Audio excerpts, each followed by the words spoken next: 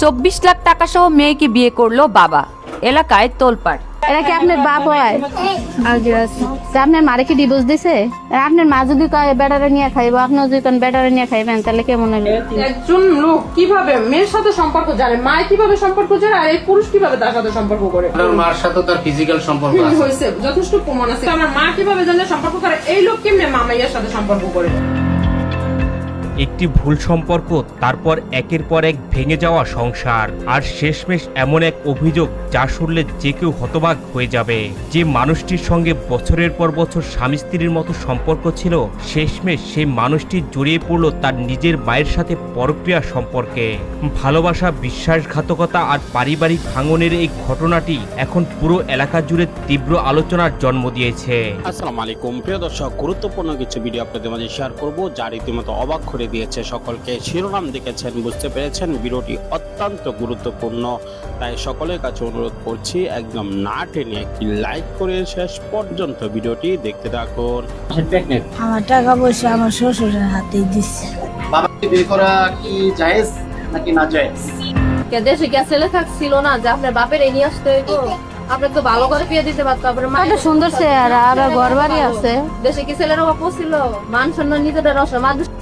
বাবা মাত্র 2 অক্ষরের এই শব্দটির মধ্যেই লুকিয়ে থাকে নিরাপত্তা, ভরসা আর নিঃস্বার্থ ভালোবাসা। কিন্তু সেই বাবাই যদি হয়ে ওঠে সন্তানের জীবনের সবচেয়ে বড় অন্ধকার, যে মানুষটার কাঁধে মাথা রেখে নিশ্চিন্তে ঘুমানোর কথা, সেই মানুষটাই যদি ভেঙে দেয় সম্পর্কের সব সীমা। আজকের ঘটনাটি ঠিক তেমনি এক চাঞ্চল্যকর কাহিনী, যেখানে এক সৎ বাবা নিজের স্ত্রীকে প্রতারণা করে তারই অপ্রাপ্তবয়স্ক মেয়েকে নিয়ে গড়ে তোলে এক নিষিদ্ধ সম্পর্ক। কবে এসেন এই জায়গায়? জন্য কি বিয়া হয়েছে? এরা কি আপনার বাপ হয়? আরে কি ডিভোর্স দিছে?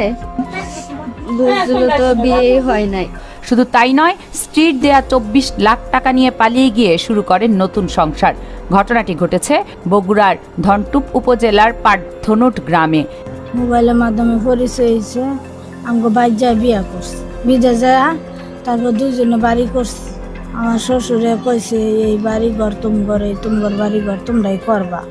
এই কথা বললা আমার টাকা পয়সা আমার শ্বশুরের হাতে দিচ্ছে।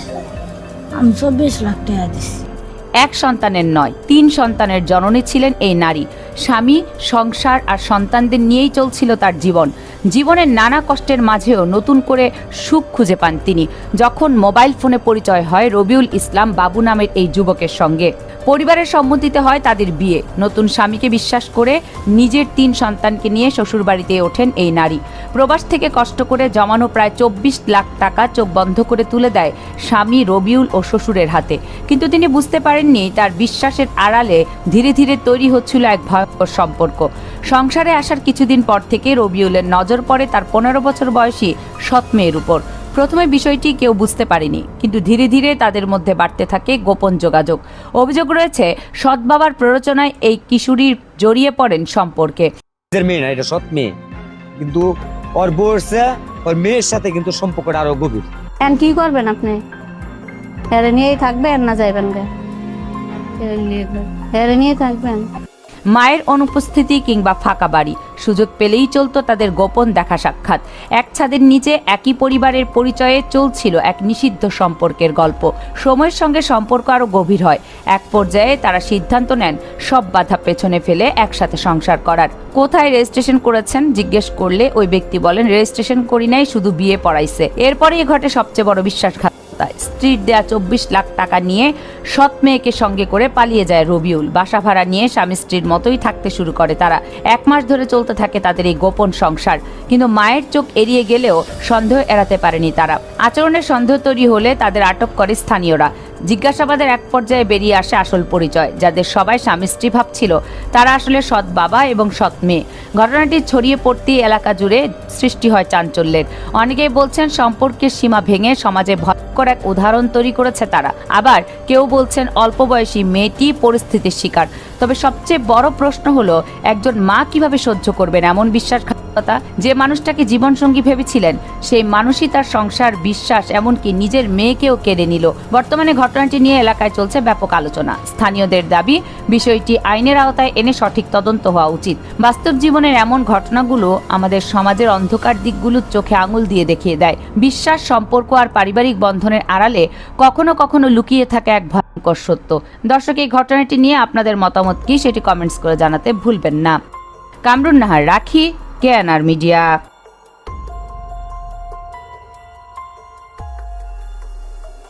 2 নম্বর মধুসূদন তার পিতার নাম। প্রথম দিকে স্বামী সংসার নিয়ে ভালোই চলছিল এই গৃহবধূর জীবন। তবে বিয়ের আগে থেকে এক ভিন্ন ধর্মের যুবক উত্তম দাসের সাথে তার সম্পর্ক ছিল বলে জানা যায়। বিয়ের পরও সম্পর্ক ধীরে ধীরে আরো ঘনিষ্ঠ হয়ে ওঠে। এক পর্যায়ে বিষয়টি জানাজানি হলে প্রথম স্বামী তাকে দেন ডিভোর্স, আর সেখান থেকে যেন জীবনের মোড় ঘুরে যায়। আপনার তো বিয়ের আগেই তার সাথে সম্পর্ক ছিল? বিয়ের আগেই সম্পর্ক ছিল। আমার বিয়ের আগে তার সাথে সম্পর্ক ছিল। যাই হোক, তারপর আমার ফ্যামিলি আমাদের বিয়া দিয়ে দিচ্ছে। ওইখানে আমার একটা ছেলে আছে, ওইখান থেকে তার এই ঘটনা জানার পরে আমরা ডিভোর্স দিয়ে দিচ্ছে। তাহলে আপনি কি বিয়ের পরও, মানে বিয়ের আগে তো উত্তম দাসের সাথে আপনার সম্পর্ক ছিল, বিয়ের পরও কি সম্পর্ক রেখেছেন? সম্পর্ক ছিল না, সম্পর্ক রাখতে চাই না বিধায় সে আমার বারবার ডিস্টার্ব করতো। এটা জানার পরে আমরা ডিভোর্স দিয়ে দিছে। ডিভোর্সের পর জীবিকার তাগিদে তিনি চলে আসেন ঢাকার নারায়ণগঞ্জের ফতুল্লায়। সেখানে একটি গার্মেন্টসের চাকরি শুরু করেন।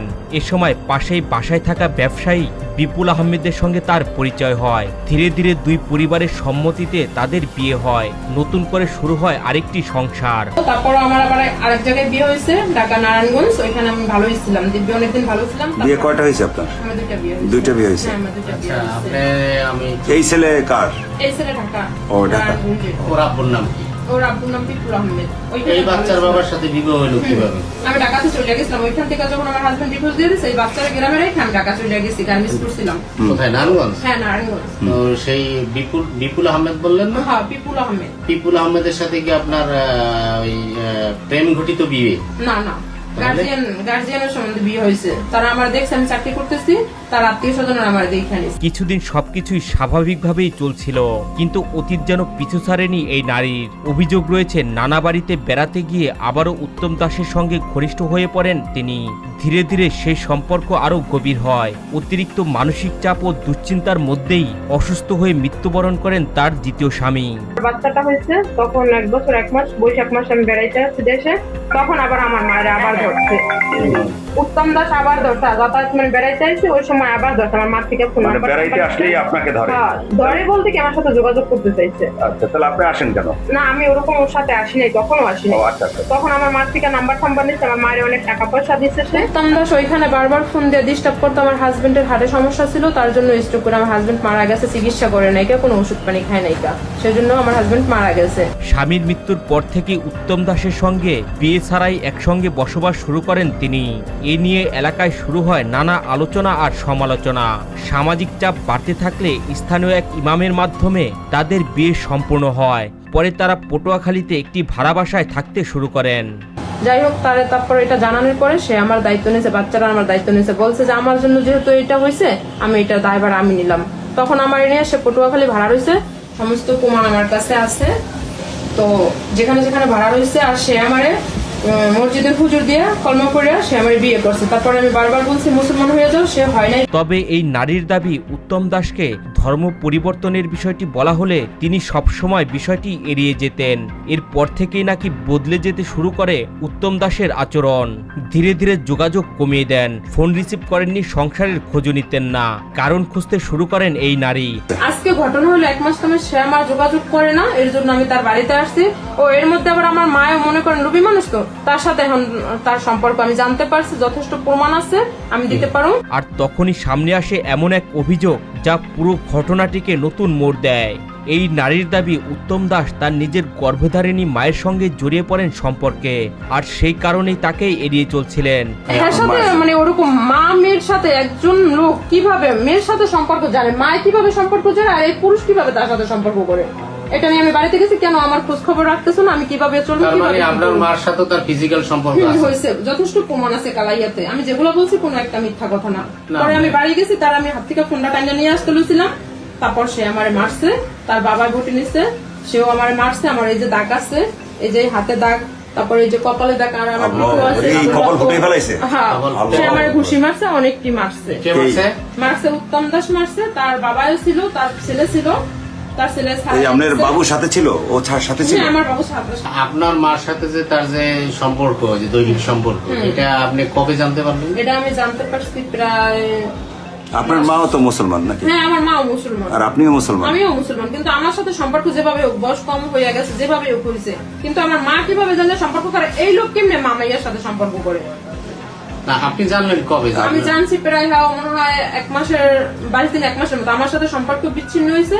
এরপর আস্তে আস্তে শুনতে পেয়েছি আর সাথে সম্পর্ক হয়েছে। বাজারে আপনার দোকানে দোকানে টাকা দিয়ে আসে, বাজার দিয়ে আসে, অনেক প্রমাণই আছে, কাপড়ের দোকান দিয়ে কাপড় টাপড় কিনে দেয়। শুধু তাই নয়, তিনি আরো অভিযোগ করেন তার মা নাকি তার কাছ থেকে অনেক টাকা আত্মসাৎ করেছেন। এখন উত্তম দাস সংসারের খরচও দিচ্ছেন না, মায়ের কাছে টাকা চাইলেও সেটি ফেরত পাচ্ছেন না বলে অভিযোগ করেন এই নারী। এই ঘটনায় নিজের মা এবং উত্তম দাস দুজনেরই বিচার দাবি করেছেন তিনি। হ্যাঁ অবশ্যই, আমি এটাও চাই আমার মারও শাস্তি হোক। কেন আমার মা জানিয়ে শুনে এই কামে কেন জড়াইছে? একে তো আপনার মা আপনাকে তার প্রেম করতে তারপরে উদ্বুদ্ধ আরো করছে। কথা আছে, আমার মার নামে আরো অভিযোগ আছে। আমার হাজবেন্ড মারা গেছে, আমি ওইখান থেকে টাকা পয়সা পেয়েছি। আমার মা জায়গায় জায়গায় ভাড়া ছিল, তার 2টা এই ঘরের ছেলে আছে, আমি তো আগের ঘরের, আমার মারও আমি আগের ঘরের, আমার বাবা নাই। ওইটা আপনার আপন মা না? আপন মা, কিন্তু মা দ্বিতীয় বিয়ে করছে, ওইখানে 2টা ছেলে আছে। কিন্তু আমার যে হাজবেন্ড মারা গেছে, ওনার ব্যবসা ছিল বেকারি, আপনারা জানতে পারেন এলাকায়, জানিয়ে চাইতে পারেন।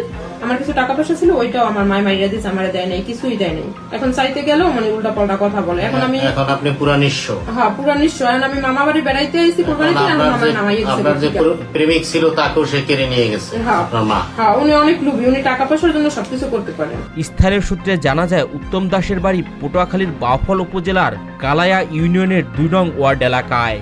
ঘটনাটি জানাজানি হবার পর থেকেই এলাকা জুড়ে ব্যাপক আলোচনা ও সমালোচনার সৃষ্টি হয়েছে। তো আপনি এখন চাচ্ছেন কি ন্যায় বিচার? হ্যাঁ আমি এই বিচার চাচ্ছি। তো এই বিষয়ে থানায় কি কোনো অভিযোগ দিয়েছেন কিনা? আমি যাই নাই, এখন যাবো। আজকে মারধর করছে, হ্যাঁ। কে কে গায়ে হাত দিছে আপনার? উত্তম দিছে, উত্তমের বাবা দিছে, আর উত্তমের উত্তমের বাবার ভাই নাম দিছে কি? মধুসূদন দাস। মধুসূদন দাস। আর জয়দেব দাস কি মারছে আপনাকে? না না, জয়দেব দাস মারেনি। আচ্ছা, আপনার ওই যে কপালের ফুলাটা একটু দেখি, এটা কি আঘাত করছে? এটা ঘুষি দিচ্ছে। এটা কি উত্তম দিচ্ছে। আসলে সম্পর্ক যখন বিশ্বাসের জায়গা হারিয়ে ফেলে, তখন সেটি শুধু দুজনের মানুষেরই জীবন নয়, ধ্বংস করে দিতে পারে পুরো একটি পরিবারকে। কখনো আবেগ, কখনো ভুল সিদ্ধান্ত, আবার কখনো গোপন সম্পর্ক মানুষকে এমন এক জায়গায় নিয়ে যায় যেখান থেকে ফিরে আসা খুবই কঠিন। আর এখন হলো আপনার প্রেমিকার সাথে সে আবার হ্যাঁ সম্পর্ক। আর সে হলো হিন্দু, কি নাম কি? উত্তম দাস। তবে এই ঘটনার পর একটি বিষয় যেন আবারও পরিষ্কার হয়ে গেল, সম্পর্ক যত গভীর হোক, বিশ্বাস ভেঙে গেলে ধীরে ধীরে সবকিছুই ধ্বংস হয়ে যায়। প্রিয় দর্শক, সম্পূর্ণ ভিডিওটি দেখলেন, বুঝতে পেরেছেন ভিডিওটি অত্যন্ত গুরুত্বপূর্ণ। আমরা ব্রেকিং নিউজ, আপডেট টপিক এবং তাজা খবরগুলো আপনাদের কাছে পৌঁছে থাকি। অবশ্যই আমাদের চ্যানেলটিকে সাবস্ক্রাইব করে পাশে থাকা বেল বাটনটি অন করে দিবেন, তাহলে সকল আপডেট এবং ব্রেকিং নিউজগুলো আপনাদের কাছে পৌঁছে যাবে। দেখা হচ্ছে পরবর্তী অন্য কোনো ভিডিওতে। সেই পর্যন্ত ভালো থাকুন, সুস্থ থাকুন, বিদায় নিচ্ছি। আসসালামু আলাইকুম রহমতুল্লাহ।